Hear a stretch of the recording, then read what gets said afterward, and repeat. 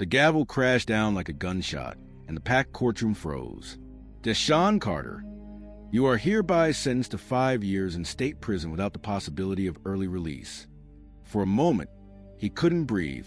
The room blurred. The judge's voice echoed through his skull. Calm, cold, final. He raised his eyes, and the shock hit him like a punch. He knew that voice. He had heard it before, on a dark road at 2 a.m., when he stopped to help a white woman who looked terrified. A woman he never imagined would decide his fate. If it's already made your blood boil, hit like and subscribe right now, because stories like this are still happening, and the world needs to hear them. The guards pulled Deshaun to his feet, metal cuffs biting into his wrists. His chest tightened as flashes of his daughter's face flickered in his mind. Her smile, her soft voice asking if he'd be home for breakfast. He thought of everything he had done right in life. Every sacrifice, every long shift, every time he swallowed insults just to keep food on the table. None of it mattered now. Not in a world where a black man's truth could be crushed with one sentence. The judge didn't look at him. Not once. She closed the file, handed it to the clerk, and walked away with the same polished confidence he remembered from that stormy night. The same quiet authority. The same controlled posture. She acted like he was a stranger, but he knew better. As they let him out, his mind spiraled back to the moment everything started. Not in the courtroom, but on that rain-soaked highway 3 weeks earlier. The night had been brutal. Sheets of rain hammered the windshield of his rusted Honda Civic as he limped home from his second job of the day. At 32, Deshaun worked security at night and warehouse shifts in the afternoons, tried to rebuild life after being wrongfully pushed out of his accounting job. Hands tired, stomach empty. He just wanted to get home before his little girl, Nia, woke up and wondered why Daddy wasn't there again. Then he saw it. Flashes of hazard lights cutting through the darkness. A black SUV on the shoulder. Driver's door open. A woman standing in the storm, drenched, struggling with her phone. Every instinct whispered danger. A black man stopping for a white woman at 2 a.m. on an empty road.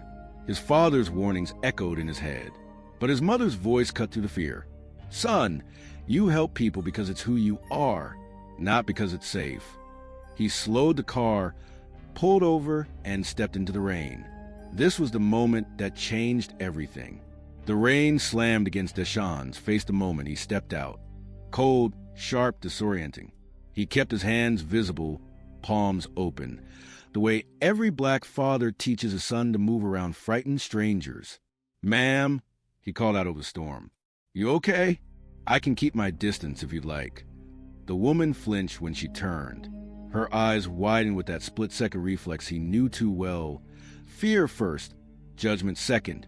She clutched her dead phone like it could protect her, but then she noticed the Social Security badge on his chest, the steady calm in his voice, the way he didn't come closer until she nodded. My car just died, she shouted back. No signal. And I can't get anyone on the emergency line. Pop the hood. I'll look from here, he said. Another beat of hesitation. Another silent calculation in her mind. Skin whether danger, trust. Finally, she nodded. Deshaun approached slowly, giving her space, water squishing in his work boots. The engine was still warm, but the battery cable was loose, probably shaken free by a pothole. A simple fix. He tightened it with practiced hands, muscles working from years of double jobs and broken down cars. He learned to repair himself. Try it now, he yelled. The SUV roared back to life. The woman gasped, relief washing over her face.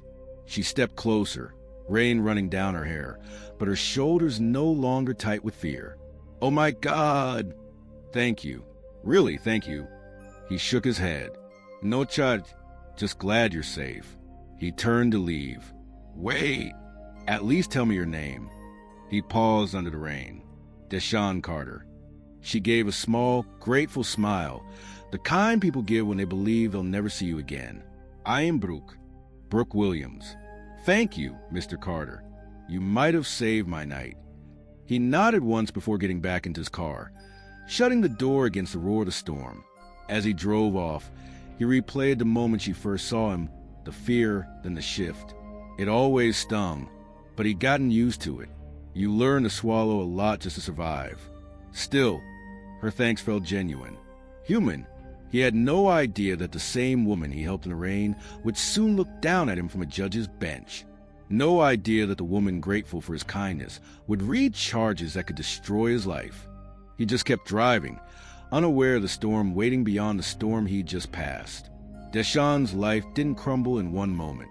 It fell apart piece by piece, like the storm never actually ended, only moved indoors.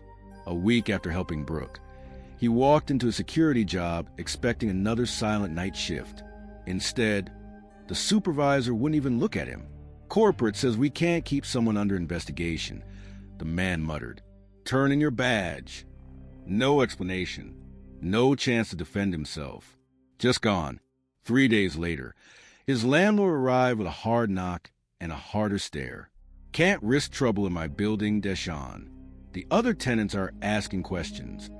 He didn't even pretend it was about anything else. And when Deshawn knelt to explain the move to his daughter, Nia, she touched his cheek gently. "Daddy, are people being mean to you again because your skin is brown?" He couldn't answer. He just held her.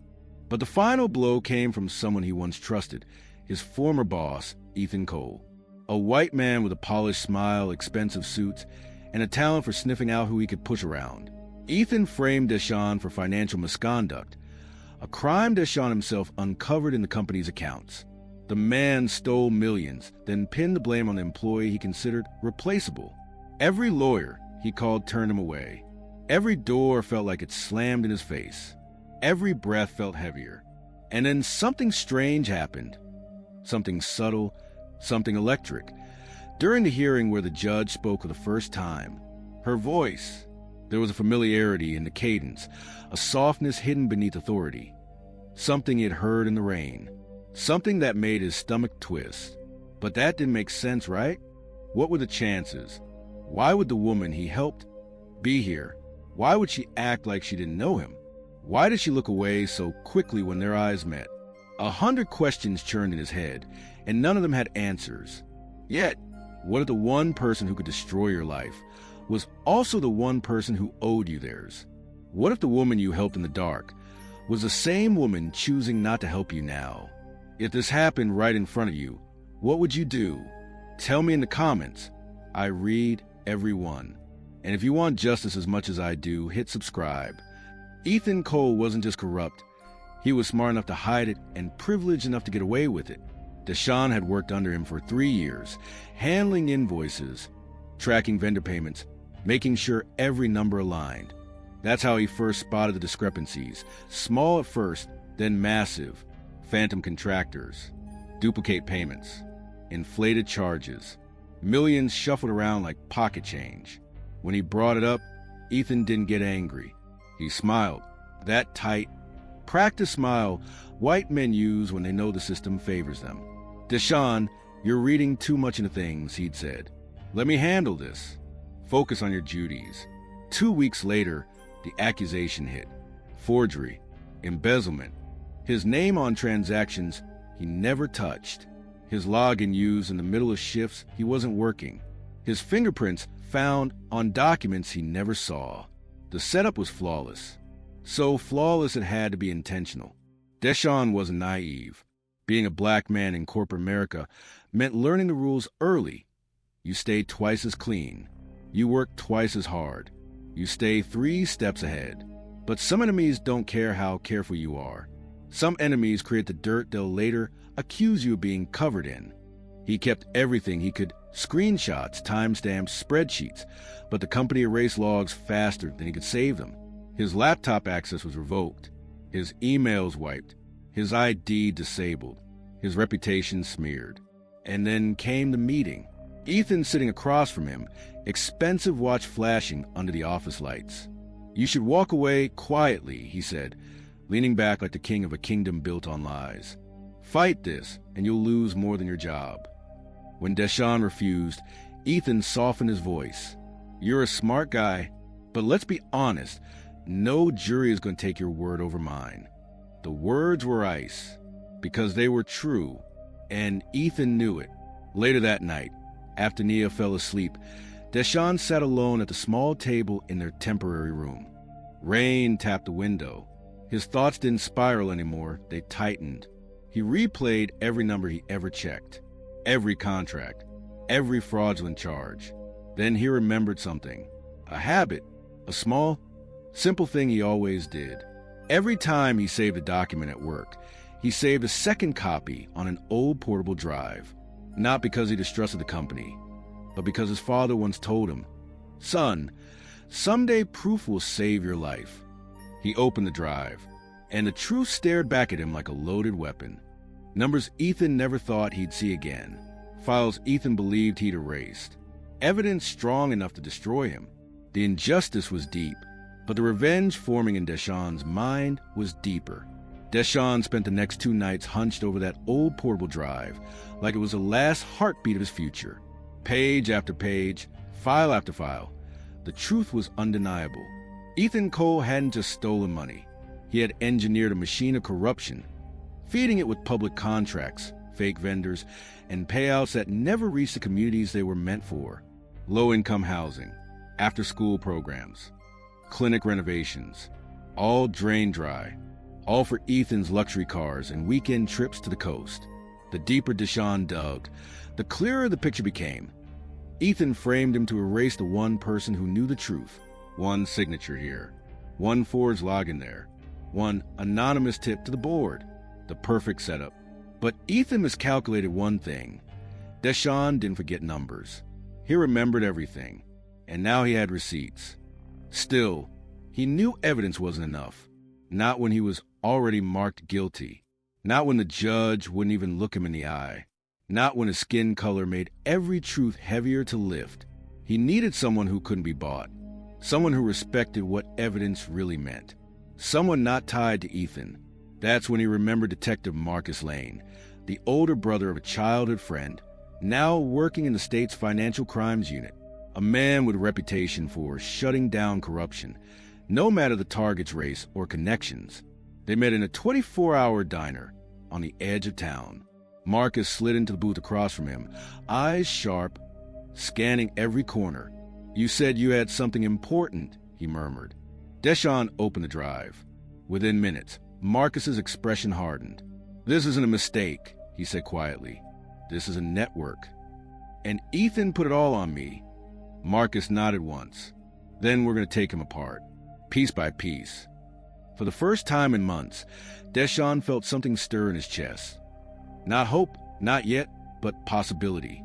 3 days later, FBI interest sparked like wildfire. Documents were requested, questions whispered. Unmarked cars observed the company building. It was happening, slowly, quietly, but unmistakably. The ground under Ethan's feet was shifting. What if the very evidence meant to destroy you became the weapon that could bring your enemy to their knees? What if the numbers everyone ignored were powerful enough to flip an entire system?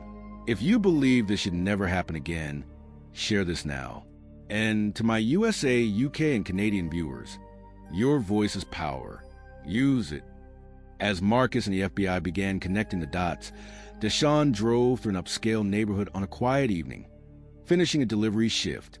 And there it was, a familiar black SUV, parked neatly in a driveway, porch lights glowing on polished steps. A woman stepped out of the house, briefcase in hand, confident posture, professional calm. The same face, the same eyes, the same composure he saw in the rain.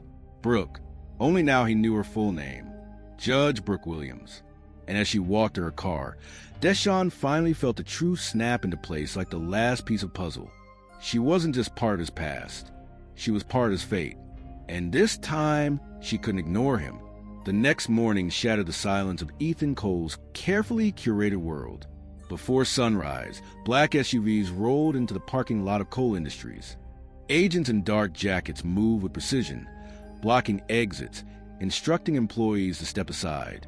Inside his office, Ethan was pouring coffee when the door burst open. "Ethan Cole?" He turned, annoyed. "Yes." "Federal agents. We have a warrant to search your premises and seize all company records." His coffee cup hit the floor. The agent swept through his office, pulling hard drives, seizing documents, photographing contracts he thought he had buried. The empire he built on stolen money cracked open in minutes. Ethan tried to speak, tried to regain the arrogant composure. There's been a mistake, but Agent Torres cut him off. We'll see about that. By noon, Ethan was escorted out in handcuffs, past employees who stared with disbelief and satisfaction. The same employees who once whispered about Deshaun behind his back now watched the real criminal being taken away. While the news spread like wildfire, Deshaun sat in a small federal room, not as a suspect, but as a witness. Detective Marcus stood beside him, arms crossed, silent but proud, as Deshaun laid out the entire 8-month web of corruption, every spreadsheet, every forged invoice, every fake vendor, every stolen dollar. Agent Torres leaned forward. Mr. Carter, this case doesn't just clear your name. This dismantles a multi-million-dollar fraud operation. Deshaun didn't celebrate. Not yet. Not until the last piece of his nightmare was addressed. Later that afternoon, he received a call, a calm, steady voice he recognized immediately. Mr. Carter, this is Judge Brooke Williams. I'd like to speak with you, privately. He met her in her chambers, a quiet room filled with law books and soft lamplight. She stood when he entered, her expression heavy with something between responsibility and regret. I recognize you in the courtroom, she said. The night you helped me, I never forgot it. Then why didn't you say anything? Because if I acknowledged our connection, I would have been forced to recuse myself, and your case would have gone to a judge far less thorough. She slid a file across her desk. Your conviction has been overturned, effective immediately. The state will issue a formal apology and financial compensation. For a moment, Deshaun couldn't speak. It felt like finally exhaling after months underwater. And Ethan, he asked quietly. Federal prison, she said, for a very long time. The weight on his chest lifted, not completely, but enough for him to stand straighter. He walked out of the courthouse, breathing air that finally felt like his. Not borrowed, not restricted. His. 6 months passed, and life began to look like something Deshaun had almost forgotten he could have. Stable, dignified, earned. The federal prosecutor's office offered him a position as an auditing analyst, a role built directly on the skills Ethan once mocked him for. Now, the very talent used to frame him became the talent that protected entire communities from fraud. On his first day, he walked through the tall glass doors wearing a crisp shirt, Nia holding his hand with a proud bounce in her step. Daddy has a real office now, she whispered to anyone who would listen. When she saw his name on the door, Deshaun Carter, Federal Auditing Division, she hugged him tight. You're a superhero, she said. He smiled, the kind of smile that comes after surviving something you never should have had to survive. Judge Brooke Williams attended his brief inauguration. She stood at the back, hands clasped, expression soft. Not as a judge, not as a woman from the storm, but as someone who knew she had witnessed an injustice unfold in front of her and refused to let it stand. Sometimes, she said when she finally approached him, justice arrives later than we want, but when it arrives completely. He nodded respectfully. Thank you for seeing the truth, he replied. I only followed where it led, she said. Meanwhile, far from the polished walls of federal offices, Ethan Cole lived a very different reality. The man who once bragged about beachfront getaways and designer suits now wore state-issued clothing and shared a cell with other white-collar criminals. His frozen accounts, seized assets, and shattered name followed him everywhere. Every day he woke up to a concrete wall, a reminder that the world he thought he controlled had collapsed without mercy. Deshaun never glorified Ethan's fall. He didn't need to. Justice didn't require celebration, only truth. What mattered was Nia's smile at dinner. What mattered was no longer checking over his shoulder. What mattered was that a system built to crush him was forced to acknowledge him, not as a suspect, not as a statistic, but as a man who refused to break. One evening, as the sun dipped behind the city skyline, Nia curled beside him with her sketchbook. She drew a picture, a man in a rainstorm helping a stranger. That's you, Daddy, she said. Because even when the world was mean, you stayed kind. He looked at her drawing, at the small hand that held it, and felt something settle inside him. Strength without anger, closure without bitterness, hope without fear. The night he stopped on that dark road didn't ruin his life. It revealed who he was and who he was meant to become.